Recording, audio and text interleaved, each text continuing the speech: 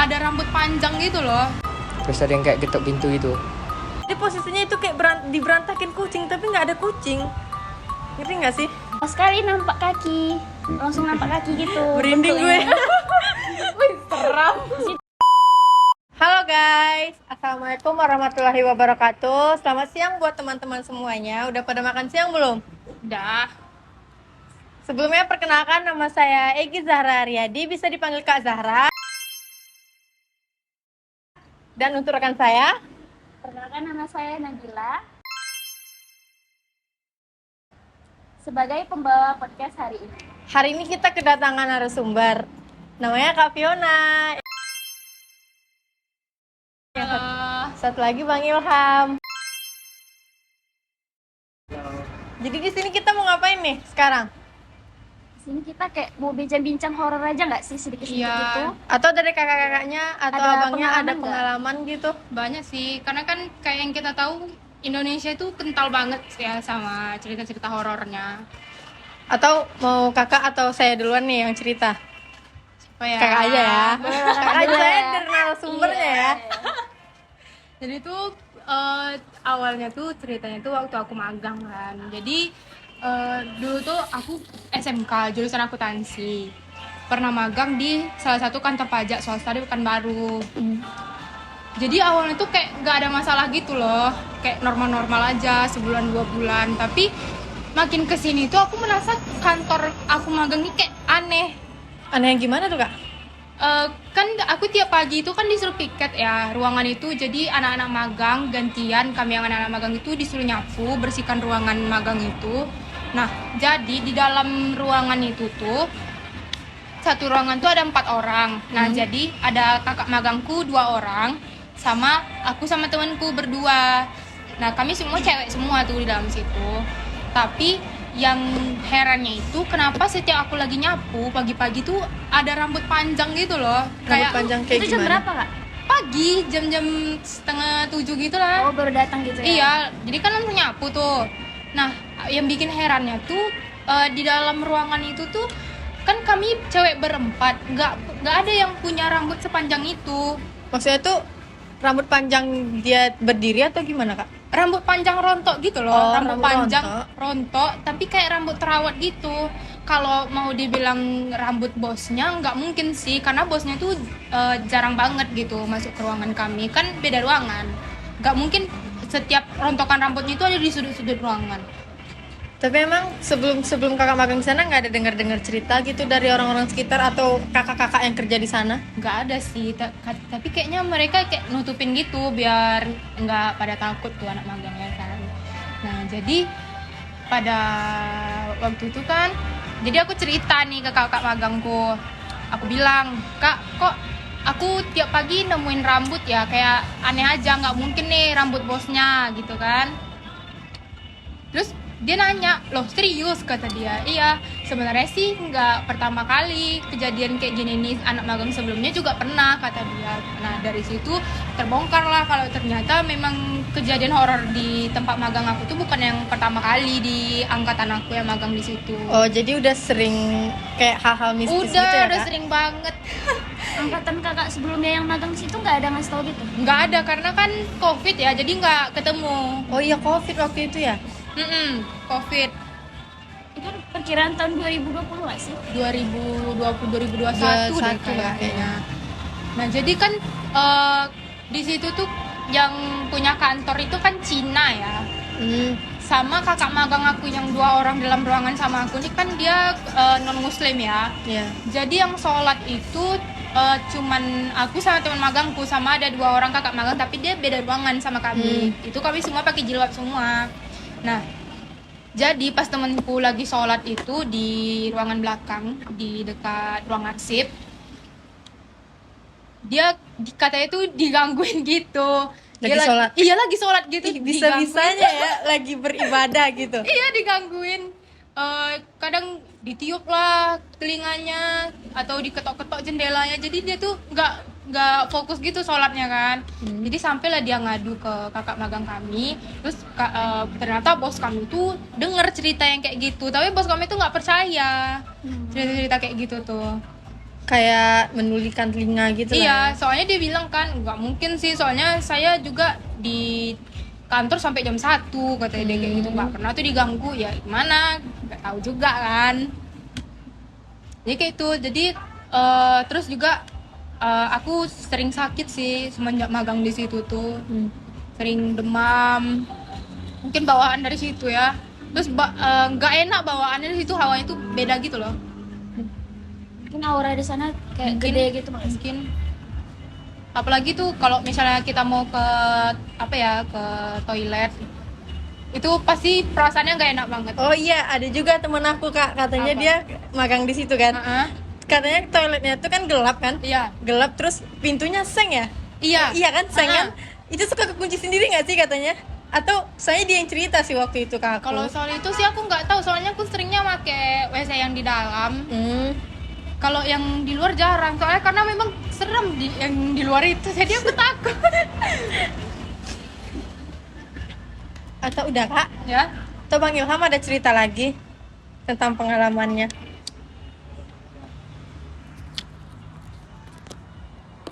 Oh kemarin aku dengar-dengar Bang Ilham rumahnya dekat kuburan ya?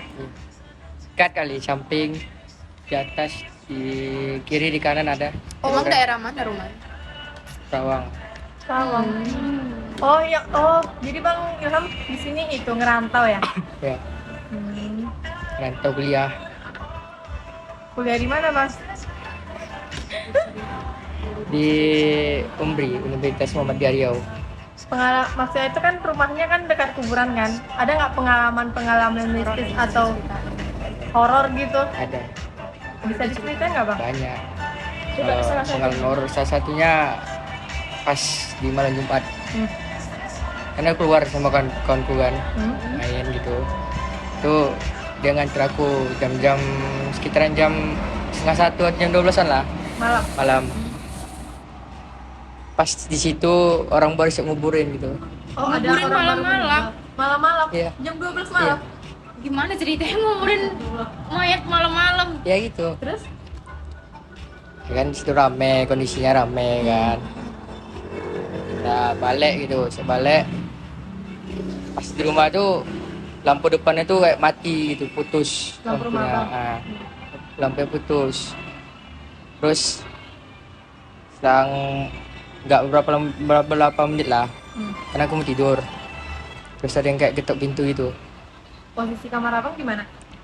Aku nggak ada kamar, aku depan TV Oh gitu di dah. depan TV gitu ya? Kan dengar tuh agak kuat juga lah, kayak ada yang manggil gitu, kayak ada yang ketok gitu, pintu gitu. Pas dibuka nggak ada orangnya. Serem juga. Aku kalau kayak gitu nggak berani sih. Langsung Sebelumnya ada nggak nangis aja. kayak ada gangguan gitu sebelumnya selain itu? Kira-kira kayak mana aja itu? Kayak aku pernah kesurupan. Iya. Ketindihan pernah nggak? Hah, pernah. Serem juga ya. Kenapa nggak coba pindah aja? Enak ya di situ, kayak orangnya ramah gitu. Oh, dari walaupun kecil ya di sana ya? Dari Oh, lahir? ribet juga sih. Susah kayak sih. udah enak aja gitu tinggal gitu kan. Lagi kan banyak anak-anak situ kan main bola di kuburan gitu. Parah juga main bola di kuburan. Terus boleh Terus pas kesurupan itu tuh kesurupannya tuh yang kayak gimana maksudnya tuh? Yang Itu berupa- dikeluarin kan sama ustadznya atau kayak gimana? Ya dikeluarin gitu kayak di rukiah gitulah gitu ya. Kayak dikeluarin gitu. Apa penyebab dia masuk gitu kan? Penyebabnya apa? Itu nggak tahu penyebabnya apa. Udah lupa ya? Ada Namanya nggak? kesurupan, Sosok ya kan yang dia tahu. dibilang yang dilihat itu ada nggak? Ada sih, Kayak mana sosoknya di belakang? tinggi badan. Cewek sih, tinggi badan. Rambutnya tuh panjang sampai ke bisa dibilang sampai ke kaki lah. serem juga. Aku kalau kayak gitu mending aku pindah rumah sih. Susah juga sih kak. Saya kan udah dari kecil di sana. Gimana ya? Kalau aku orangnya penakut. Nggak berani sih. Aku jujur pribadi juga rumah aku dekat kuburan sih, cuman agak terlalu jauh. Cuman kan kalau kata orang-orang dulu ya kak, kalau ada anjing menggonggong malam-malam, itu Ya. kan katanya dia bisa ada, berarti ada sesuatu kan, Ada melihat, atau ya. ayam berkokok malam-malam iya, gitu kan, iya. itu berarti katanya dia lagi ngelihat orang disiksa gitu. Jadi setiap waktu itu kan malam, kamar aku itu kan sampingnya langsung ke garasi mobil gitu kan. Jadi pas di garasi mobil itu hari itu kan aku lagi teleponan nih sama teman aku kan, teman SMK kan udah lama gak ketemu juga. Jadi di garasi itu kan garasi mobil, jadi garasi mobil itu langsung nembus ke dapur. Iya, terus? Cuman pintunya itu terali gitu, besi bukan pintu kayu. Jadi kan nggak ada orang di rumah kan, jadi kalau aku biasanya kalau nggak ada orang di rumah itu pintunya aku tutup semua, emang nggak kayak takutnya kan orang tua juga takut kan ada orang masuk atau gimana. Jadi selesai saya telepon itu tiba-tiba kayak pintu besinya itu kayak ngehantam, tau nggak sih kalau orang lagi marah banting dihantam pintu bam gitu kan gitu ya. Terus kayak siapa tuh gitu kan, kayak mikirnya kucing, cuman kucing nggak mungkin sekuat itu. nggak mungkin kan. Jadi akhirnya aku bilang sama temanku, aku ini perasaan aku di rumah sendiri, nggak ada siapa-siapa, kok pintunya bisa kebuka gitu. Akhirnya aku keluar lah kan, memberanikan diri buat ke garasi. Itu apa namanya, kan garasi kalau dapur dapur itu kan identik dengan kotor kan, maksudnya itu kayak bekas-bekas masakan gitu kan, cuci piring ya. jadi apalagi sampah. waktu itu mama tipe orang yang kalau dia masak sampahnya itu nanti adek aku pas nyuci piring adek aku yang bersihin gitu kan. Jadi waktu itu kan aku sendiri di rumah, nggak ada orang di rumah, jadi aku nggak nyuci piring, aku nunggu adek aku pulang. Jadi otomatis sampah-sampah di situ kan emang teonggok gitu kan, di dekat apa ya namanya ya, Tempat sampah apa itu beras ya. itu Oh iya. itu kan, tau kan? Aku lupa lagi namanya. Di situ jadi posisinya itu kayak diberantakin kucing, tapi nggak ada kucing. Ngerti nggak sih? Jadi kayak ada orang yang Iya, masuk ada gitu semua, ya. cuman aku mikirnya aku takut hantu jujur. Cuman aku lebih takut sama orang. Aku takut orang masuk. Iya sih. Soalnya- lebih baik ngadepin hantu daripada ngadepin orang. Soalnya rumah aku itu kan kayak masuk dari dapur itu kalau dia mutar pun nggak bakal ketemu jalan keluar, pasti ujung-ujungnya bakal masuk di ruang tengah aku. Iya. Jadi aku takut.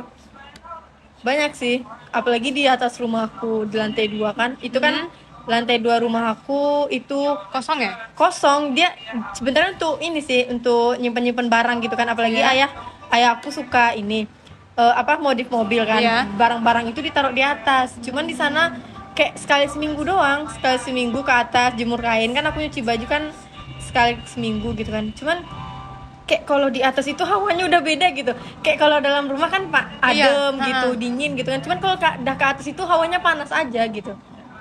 Berarti itu bukan karena pengaruh apa ya, kayak matahari langsung ke Enggak. atap. Itu memang hawanya lain. Emang berarti hawanya ya? lain, apalagi kalau keluar kan. Kalau aku keluar balkon itu kan nampak semua gitu kan di bawahnya. Jadi ada di sudut kanan aku, sudut kanan itu orang bilangnya rumah Malaysia kan. Soalnya yang punya emang orang Malaysia. Itu lampunya hidup terus, cuman nggak ada orang. Aku udah 10 tahun tinggal di sana, nggak tahu siapa yang punya rumah itu.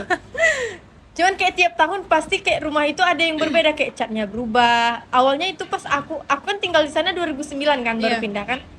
Itu belum ada pagarnya. Sekarang udah ada pagar. Loh, emang nggak kelihatan gitu? Enggak, aku nggak tahu siapa yang membangun tembok itu, mengecat rumahnya siapa, aku nggak tahu. Nggak mungkin dalam satu malam Iya kan? langsung ada pagar, catnya ganti gitu. Cuman kata orang ada yang ngerjain. Cuman untuk aku yang dekat di sana, aku nggak pernah tahu Rumahnya siapa. berarti depan belakang gitu. Iya kan, dekat di gang-gang gitu. Hah. Aku gang tengah, dia gang belakang. Masa kalau kalau ada orang Ada bangun, bunyi-bunyi iya nggak ada sih? bunyi-bunyinya Ada bunyi gitu. harusnya. Kalau aku kan siang ini Kak, sekolah kuliah. ya? Apalagi aku kuliahnya jauh dari rumah juga. Iya Jadi sih. aku aja pulang udah sore. Sore aku itu kadang kalau ada tugas buat tugas, mandi istirahat, besoknya berangkat lagi pagi. Kayak gitu.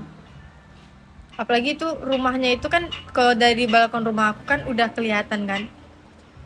Udah Serem sih. kelihatan kayak kan rumah dia tanahnya besar Kak, kayak gini lah sekarang besar. Iya. Besar dia, rumahnya itu di tengah-tengah. Jadi kelihatan aja kayak pohon Kayak tinggi-tinggi. rumah di tengah lapang Iya. gitu ya. Ada pohon sawit pula.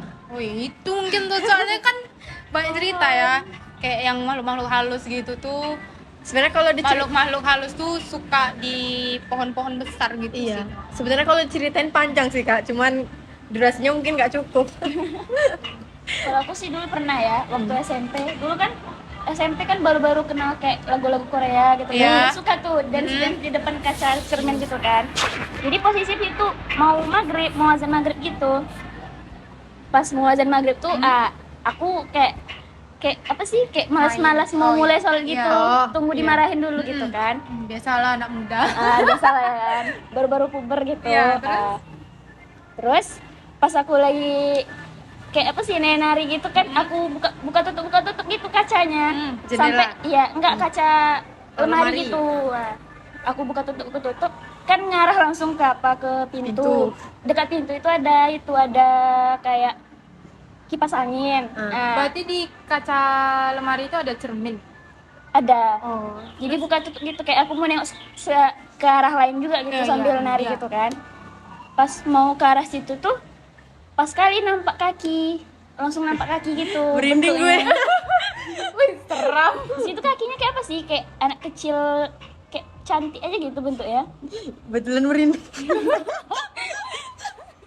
Terus pas aku nampak banget itu kan kayak Iya, kayak iya, jeduk gitu Kayak kan. langsung diam gitu Iya, kan. langsung kediam. Apaan tuh gitu. Langsung nge-freeze Iya, ya. nge-freeze. Abis nge-freeze tuh tangan tuh langsung gemeter semua badan kan. Sholat. Iya, aku langsung ngambil Al-Quran di situ. Teguran langsung dari Langsung Allah. sholat gitu. cepet-cepet langsung baca Al-Quran. Di situ baru sih tenang gitu. Enggak sholat dulu, Kak. Teguran keras Iya sholat sih. dulu. Aku langsung lari ambil wudhu gitu loh. Langsung lari ambil wudhu, Astaga. ambil Al-Quran langsung gitu. Parah, berarti besok-besok nggak boleh. Itu sih teguran dari Allah sih, Kak. Abis itu sih aku trauma dan Jadi jangan nanti sholatnya kalau nggak mau Iya. digangguin. gitu aja nggak sih pembincangan hari ini? Oke, kayaknya udah cukup deh Iya. durasinya. Udah sejaman lebih. Enggak sejaman sih. Setengah jam nggak sih? Oke. Selesai podcast kita hari ini. Kalau bisa dilanjutin, kita lanjutin sih di episode berikutnya. Ya nanti undang aja kami. Bakal Oke, ada nanti episode berikutnya. bakal doain aja podcast kita bakal ada sadis part 2-nya. Iya. Oke. Salam dari saya Egy Zahra Aryadi. Dan saya Nabila Putri Hazani. Oke, kami tutup. Assalamualaikum warahmatullahi wabarakatuh. Bye.